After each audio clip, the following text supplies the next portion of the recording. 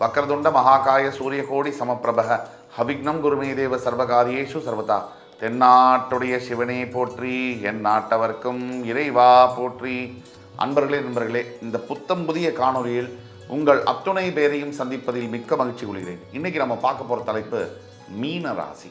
30 ஆண்டுகளுக்கு பிறகு ஜென்ம சனி, சனி பகவானின் சனியின் அதிரடி ஆட்டம், வாழ்க்கை பயணம் எதை நோக்கி செல்கிறது?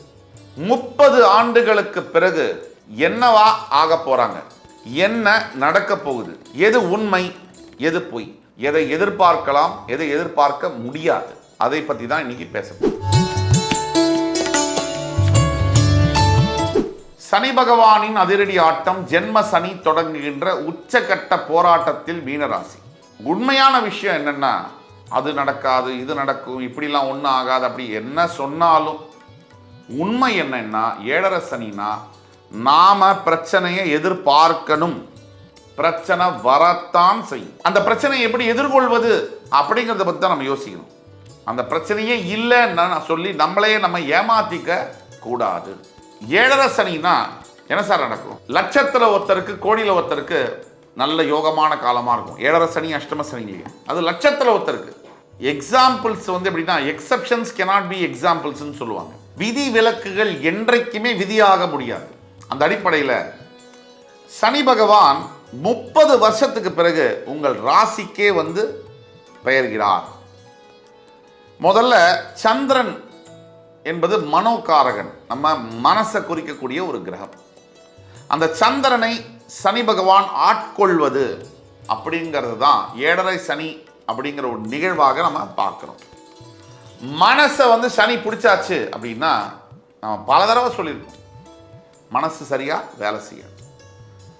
இந்த உலகத்தில் வாழ்க்கையில் நடக்கக்கூடிய எல்லா நல்லதுக்கும் எல்லா கெட்டதுக்கும் முக்கிய காரணம் எது? மனசு.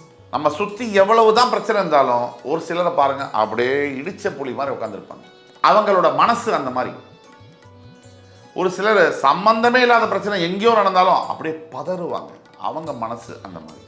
அப்போ வாழ்க்கையில் நல்லதோ கெட்டதோ நமக்கு எது நடந்தாலும் அந்த நிகழ்வில் இல்லை, அந்த நிகழ்வுடைய தன்மையில் இல்லை. நம்ம மனசு அந்த நிகழ்வை பார்க்கக்கூடிய விதத்தில் தான் இன்பமும் துன்பமும் துக்கமும் சந்தோஷமும் எல்லாமே இருக்கு. மனசை 7.5 சனியில் சனி பகவான் பிடிக்கிறார். ஜென்ம சனியாக இருக்கும்போது பீக்குன்னு சொல்கிறோம். அதாவது மிடில் இருக்கக்கூடிய 2.5 வருஷம். முதல்ல விரய சனியாக, அடுத்தது ஜென்ம சனியாக, அதுக்கு அடுத்தது பாத சனியாக, இப்படி சனி பகவான் இருக்கிறார். இந்த ஜென்ம சனியாக இருக்கும்போது உண்மையான விஷயம் என்னன்னா, சனி பகவானுடைய காரகத்துவங்கள்னு சொல்லக்கூடிய சில விஷயங்கள் இருக்கு. எதிர்மறையா சிந்திக்கிறது, எல்லாருக்கிட்டையுமே சண்டை போடுறது, எல்லாரையுமே வெறுப்போட பார்க்கறது, இல்லை மனசு நல்லா இருக்கிறவங்களை கூட நல்லதை பேசும்போது கூட நாமளே இப்போ நல்லது சொல்கிறோம், அதை வெறுப்பாக தான் பார்ப்பாங்க, வெறுப்போட தான் கேட்பாங்க. அந்த மாதிரி சில நபர்கள் இருப்பாங்க. இப்போ இதை மாதிரி எதை சொன்னாலும் ஒத்துக்காமல் இருக்கிறது, எதை சொன்னாலும் எனக்கு எல்லாம் தெரியும் நீ என்ன அப்படின்னு நினைக்கிறது, விதண்டாவாதம் செய்கிறது, வீணா பிடிவாதமாக இருக்கிறது. அவசியமான பிடிவாதம்னு ஒன்று இருக்குது, அவசியம் இல்லாத பிடிவாதம்னு ஒன்று இருக்குது. நீ என்னையா இதெல்லாம் சொல்கிறேன்னு சொல்லிட்டு நம்ம வீடியோவே பார்ப்பாங்க. அதுக்கப்புறம் சொல்லுவாங்க கமெண்ட்ஸில், நீங்கள் யார் இதெல்லாம் சொல்கிறதுக்குன்னு. அதாவது விந்தையான ஒரு வேடிக்கை இது. ஸோ இந்த மாதிரி பல விஷயங்கள் தனக்கு தானே முரண்பட்டு ஒரு விஷயத்தை செய்கிறது, செஞ்சுட்டு அதே விஷயத்தில் முரண்பட்டு ஒரு விஷயம் செய்கிறது. இதுதான் 7.5 சனியுடைய சிம்டம், அதாவது ஜென்ம சனியுடைய சிம்டம். முதல்ல மனம் வேலை செய்யாது, புத்தி வேலை செய்யாது. இது வேலை செய்யலைன்னா எல்லாமே தகராறு, மக்கார் பண்ணும். பண பிரச்சனைகள் பல விதத்தில் நம்மளாம் அட்டாக் பண்ணும். முக்கியமாக நல்லா போயிட்டு இருந்த வியாபாரம் காரண காரியமே இல்லாமல் பிரச்சனைக்குள்ளாயிடும். சின்னதாக ஆரம்பிக்கிற பிரச்சனை பெருசாகும். இதெல்லாம் நடந்திருக்கு. அதே மாதிரி நல்லா போயிட்டு இருந்த ஒரு ரிலேஷன்ஷிப், ஒரு பிரச்சனை இல்லை, சம்பந்தமே இல்லாத ஒரு தேர்ட் பர்சனால் ஹஸ்பண்ட் ஒய்ஃபு முட்டிக்கிறது. இதெல்லாம் இந்த 7.5 சனியுடைய தாக்கம். பிரிவு, உறவுடைய பிரிவு, அந்த பிரிவினால் வரக்கூடிய தாக்கம், மனசில் ஏற்படக்கூடிய அழுத்தம், இதெல்லாம் 7.5 சனியுடைய முக்கியமாக. 7.5 சனி எது நடக்காது நம்ம லிஸ்ட்லேயே இல்லைன்னு நினைக்கிறோமோ அதை நடத்த போகிறார். அதுதான் 7.5 சனி. சரி சார், இப்போ மார்ச் 29, 2025 அன்னைக்கு கும்பராசியிலிருந்து பெயர்ந்து மீனராசிக்கு பெயர போகிறார் சனி பகவான். ஜென்ம சனியாக திருக்கணித பஞ்சாங்கப்படி ஸ்டார்ட் ஆக போகுது. இப்போ முக்கியமான இன்னொரு விஷயம், சனி பகவான் பெயரக்கூடிய அன்னைக்கு நீங்கள் என்ன புண்ணியம் பண்ணீங்களோ மீனராசிக்காரர்கள், ஒரு சில வித்தியாசமான அமைப்புகள் இருக்குது. எப்படின்னா, இந்த 29th March 2025 சனி பகவான் கும்பத்திலிருந்து மீனத்திற்கு வரும்போது அந்த மீனராசியில் சுக்கிரன் உச்சம் பெற்று பரிவர்த்தனையாகி இருக்க போகிறார். எந்த ராசிநாதன், அதாவது மீனத்துக்கு அதிபதியான குருவுடன் பரிவர்த்தனை.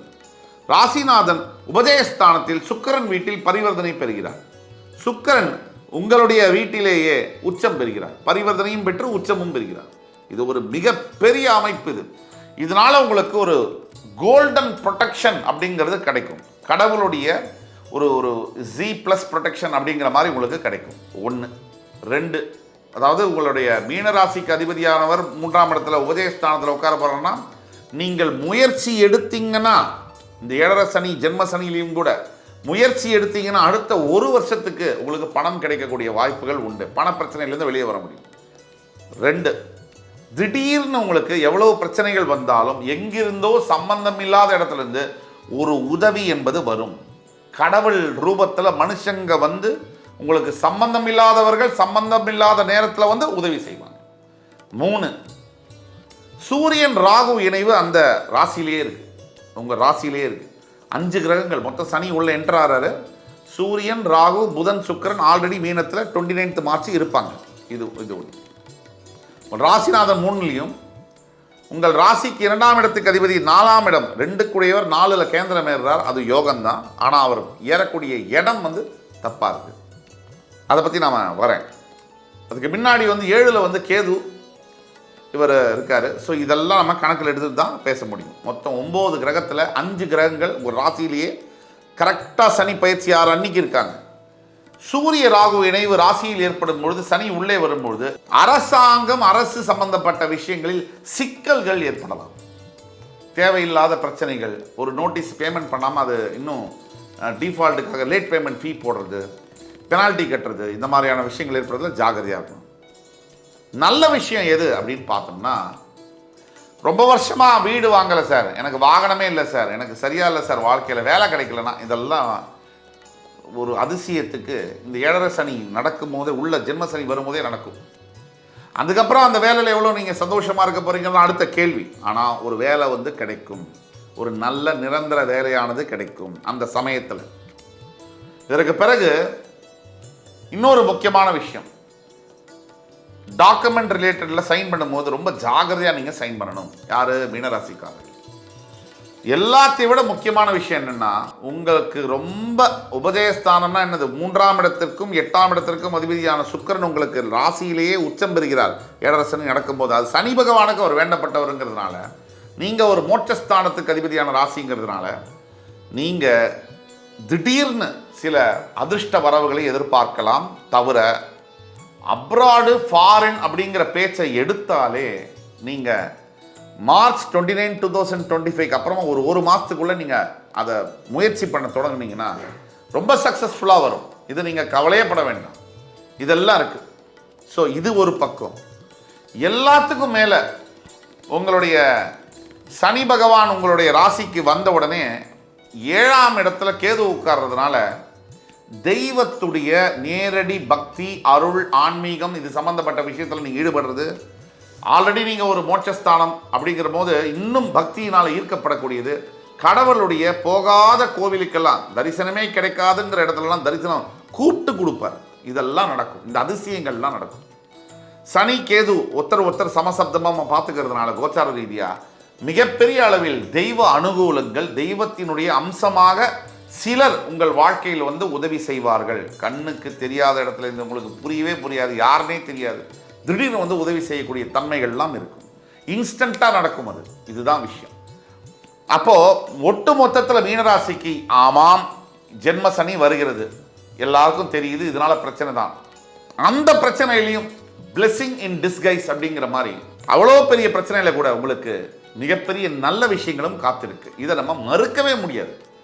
ஒட்டு மொத்தத்தில் பார்க்கும்போது மீனராசிக்கு இப்போ ஏன் 30 வருஷத்துக்கு அப்புறம் நம்ம சொல்கிறோம், சனி 2.5 வருஷம் எடுத்துக்கிறாரு ஒவ்வொரு ராசிக்கு மாறும்போது. அப்போ மொத்தம் 12 ராசி அவர் மாறி திருப்பி மீன ராசிக்கு வர்றதுக்கு 30 வருஷம். இதுக்கு முன்னாடி எப்போ வந்தார்? 94ஆம் வருஷம் சனி பகவான் மீன ராசிக்கு வந்தார். அதுக்கப்புறம் இப்போ 2024 வர்றாரு. அப்போ 94ஆம் வருஷம் இந்த வீடியோவை பார்த்து கொண்டிருக்கக்கூடிய அனைத்து மீனராசிக்காரர்களுக்கும் சரியா 94க்கு அப்புறமா என்ன நடந்துச்சு, 95 96லலாம் அதைத்தான் நீங்கள் எதிர்பார்க்கணும். ஆனால் அதில் ஒரு சீரிய சேஞ்சஸ் இருக்கும் உங்கள் வயசுக்கு ஏற்ப. அப்போ நீங்கள் 15 வயசு சார், இப்போ 45 வயசு. 15 வயசில் என்ன பிரச்சனை உங்களுக்கு சனி கொடுக்க முடியும்? கொண்டாடி தொலையை கொடுக்க முடியாது, வேலையில் பிரச்சனையை கொடுக்க முடியாது, வெறும் படிப்புலையும் ஃப்ரெண்ட்ஸ் மத்தியிலையும் சில பிரச்சனைகளை கொடுக்க முடியும். உடல் ரீதியான ஆரோக்கியம் சம்மந்தப்பட்ட பிரச்சனைகளை தான் கொடுக்க முடியும். இப்போ 45 இருக்கீங்கன்னா பணப்பிரச்சனை, பசங்க தொல்லை, பொண்டாட்டி தொல்லை, புருஷன் தொல்லை, வேலை பிரச்சனை, அவமானங்கள் எல்லாத்தையும் கொடுக்க முடியும். இதே நீங்கள் 55 வயசு இருக்கீங்கன்னா 25 வயசில் என்ன நடந்துச்சு, சில பிரச்சனைகள் நடந்திருக்கும். திருமணம் தாமதமாக இருக்கலாம், காதலிச்ச பொண்ணு திருமணம் செய்ய முடியாமல் இருந்திருக்கலாம், என்னென்ன பிரச்சனைகள் வேணால் நடந்திருக்கலாம். அதெல்லாம் இப்போ நடக்காது, மாறுதல் இருக்குது. உங்கள் வயசுக்கேற்ப அது மாறுதல் இருக்கும். எந்த சனிங்கிறத பொறுத்து இருக்குது. ஒவ்வொருத்தருக்கும் லைஃப்பில் 3 தடவை 7.5 சனி வரும். முதல்ல வர 7.5 சனியா, நடுவில் வர 7.5 சனியா, பொங்கு சனியா அப்படின்னு சொல்லுவாங்க. அந்த மாதிரி பொங்கு சனினா நடுவில் வருது, மங்கு சனினா கடைசி காலகட்டத்தில் வரக்கூடிய சனி. இப்படி எந்த சனிங்கிறத வச்சு உங்களுக்கு இந்த பலன்கள் மாறும். ஒட்டு மொத்தத்தில் நீங்கள் நாம் சொல்லக்கூடிய பலன்களை கேட்டிருக்கீங்க. 60 முதல் 65% வரை தான் நாம் சொல்லக்கூடிய பலன்கள் அப்படியே பொருந்தும் கனகச்சிதமாக.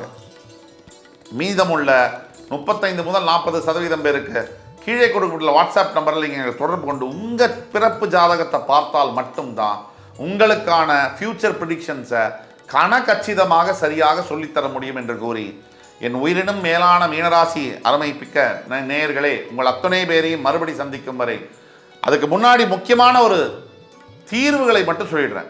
கண்டிப்பாக மீனராசிக்காரர்கள் அவசியம் தர்பாரண்யேஸ்வரர் காரைக்கால் இருக்கக்கூடிய திருநள்ளாறு இருக்கக்கூடிய சனீஸ்வர பகவானை தரிசனம் செய்து நல தீர்த்தத்தில் நல்லெண்ணெய் குளியலை எடுத்து அதுக்கு பிறகு தர்பாரண்யேஸ்வருக்கு அபிஷேகம் செய்து சனீஸ்வர பகவானை வேண்டி உங்களால் முடிந்த தர்ம காரியங்களை செய்தே ஆக வேண்டும். அது அன்னதானமாக இருக்கலாம், உடைகள் தானமாக இருக்கலாம், கல்வி தானமாக இருக்கலாம், எதுவாக வேணா இருக்கலாம். அதே மாதிரி சனீஸ்வர காயத்ரி மந்திரம் யூடியூப் கூகுளில் எல்லாம் இருக்குது. அதை நீங்கள் தவறாமல் டெய்லி சொல்லணும். 21 முறை மினிமம், 108 முறை அதிகமாக நீங்கள் சொல்லணும்.